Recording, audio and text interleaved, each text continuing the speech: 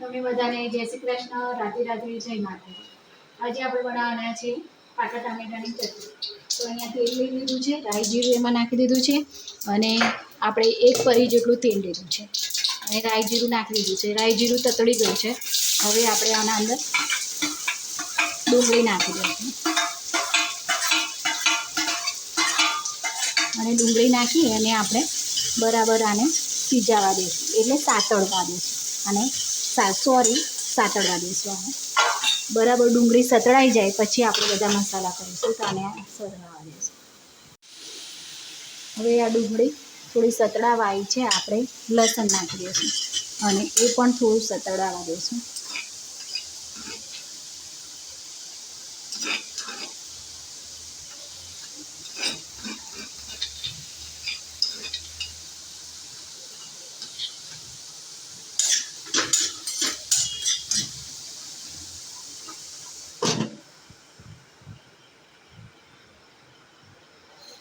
આપણે મસાલા કરી લઈશું।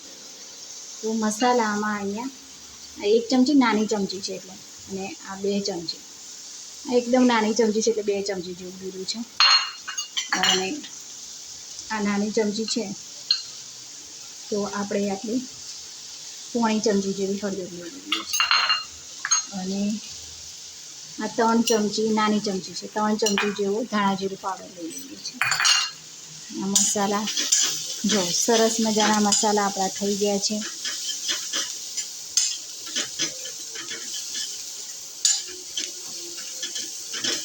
મસાલા આપણા સરસ સુગંધ આવે છે, અંદરથી સરસ થઈ ગયા છે। હવે આપણે આના અંદર મીઠું આટલું 1 ચમચી જેટલું મીઠું નાખી દઈશું અને આ ઝીણા ટામેટાં આપણે સમારેલા છે, આ ઝીણા ટામેટાં આપણે સમારેલા ટામેટાં નાખી દઈશું અને થોડી વાર આપણે જો સરસ મજાનો લાલ ચટાકેદાર કલર આવે છે ટામેટાનો અને સુગંધ પણ સરસ આવે છે। તો હવે આપણે સહેજ એક આને બહુ વધારે ટામેટાં અને ડુંગળી બંને તો ડુંગળી તો સતરાઈ જ ગઈ છે અને ટામેટાં પણ બહુ વધારે વાર નહીં થાય, થોડા એક સોફ્ટ થઈ જાય એટલે આપણી આ સરસ મજાની ઇન્સ્ટન્ટ બહુ ઝડપી બની જતી ચટણી તૈયાર થઈ જશે। અહીંયા જુઓ આપણું શાક સરસ મજાની આપણી ચટણી પાકા ટામેટાની ચટણી તૈયાર થઈ ગઈ છે અને આપણે હવે પ્લેટમાં લઈ લઈશું। તો આપણે પરાઠા સાથે આમાં કશું તમે ના નાખો ને તો પણ આ ટમેટાની ચટણી, લીલા ધાણા ના હોય કંઈ હોય ના તો આ ટમેટાની ચટણી સરસ જ ભાવે છે, મસ્ત ભાવે છે।